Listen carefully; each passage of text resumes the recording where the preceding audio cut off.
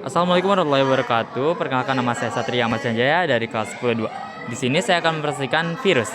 Apa sih itu virus?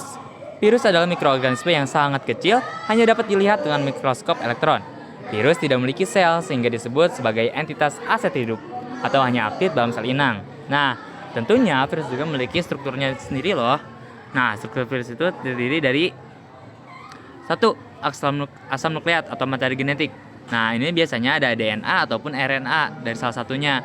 Nah, apa sih itu DNA? DNA itu adalah deoksiribonucleic acid atau RNA ribonucleic acid, tergantung pada jenis virus. Berfungsi untuk menyimpan informasi genetik yang diperlukan oleh replikasi virus. Yang kedua ada kapsid, lapisan protein yang melindungi asam nukleat, tersusun dari subunit protein yang disebut kapsomer, berperan dalam memberi bentuk pada virus seperti helix, polyhedral, atau kompleks. Yang ketiga ada selubung virus atau envelope virus. Beberapa virus memiliki lapisan tambahan yang disebut selubung lipid yang berasal dari membran sel inang. Selubung ini mengandung protein spesifik seperti spike protein yang membantu virus mengenali dan menempel pada sel inang. Nah, yang terakhir ada ekstensi tambahan atau opsional. Virus tertentu memiliki struktur tambahan seperti ekor, contoh bakterifag, yang untuk membantu menempel pada sel inang. Nah, jadi untuk kapsid dan asam nukleat itu ada di atas kepalanya, yang di kepala ada leher juga, dan di ekor ada selubung ekor, selaput ekor, lempeng dasar, dan jarum penusuk. Nah, ada dua siklus nih. Yang pertama ada siklus litik. Nah, virus adalah parasit obligat yang berarti mereka hanya dapat berkembang biak di dalam sel inang. Virus membutuhkan bahan inti atau DNA atau RNA sel makhluk lain untuk mereplikasi atau bereproduksi. Ada dua cara replikasi virus, yaitu melalui siklus litik dan daur lisogenik. Nah, apa sih siklus litik dan lisogenik? Yang pertama, adsorpsi atau penempelan. Virus menempel pada permukaan sel inang dengan mengenali reseptor spesifik di membran sel. Yang kedua ada penetrasi. Nah, jadi itu kayak masuk ke sel. Virus memasuki materi genetiknya ke dalam sel inang melalui endositosis atau virus tertelan oleh sel inang. Injeksi materi genetik disuntikan seperti pada bakteriofag. Yang ketiga ada replikasi dan sintesis.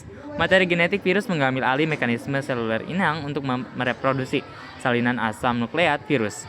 Protein virus termasuk kapsid dan enzim yang diperlukan. Yang keempat adalah perakitan. Komponen virus yang telah diproduksi dirakit menjadi virus baru. Yang terakhir kelima, pelepasan. Virus keluar dari sel inang melalui 1. Lisis. Sel inang pecah dan mati melepaskan virus. Yang kedua, eksosintesis. Virus keluar tanpa merusak sel inang secara langsung pada virus berselubung. Nah, terus yang satunya lagi gimana dong? Nah, yang kedua itu adalah siklus lisogenik. Yang pertama itu agak jauh beda sama dengan siklus litik. Jadi yang pertama itu penempelan dan penetrasi. Sama seperti siklus litik, virus menempel dan menyuntikkan materi genetiknya. Yang kedua, integrasi. Materi genetik virus atau virus bergabung dengan DNA sel inang dan virus tidak aktif. Yang ketiga ada replikasi. Saat sel inang membelah diri, materi genetik virus ikut terdeplikasi. Dan yang keempat, aktivasi. Virus bisa kembali aktif dan memulai siklus tertentu jika dipicu oleh faktor tertentu, misalnya ada infeksi nih. Nah, kayak gitu. Nah, yang terakhir ada siklus lisogenik, memungkinkan virus untuk bertahan dalam sel inang tanpa merusak sel secara langsung. Nah, siklus litik adalah siklus virus yang menghasilkan banyak virus baru dengan cara menghancurkan sel inang. Nah, sedangkan siklus lisogenik itu berbeda karena virus tidak langsung menghancurkan sel inang. Virus menggabungkan materi genetiknya ke dalam sel inang dan tetap tidur, tidak aktif untuk sementara. Nah, jadi begitu teman-teman. Nah, jadi begitu aja dari Satria. Wassalamualaikum warahmatullahi wabarakatuh.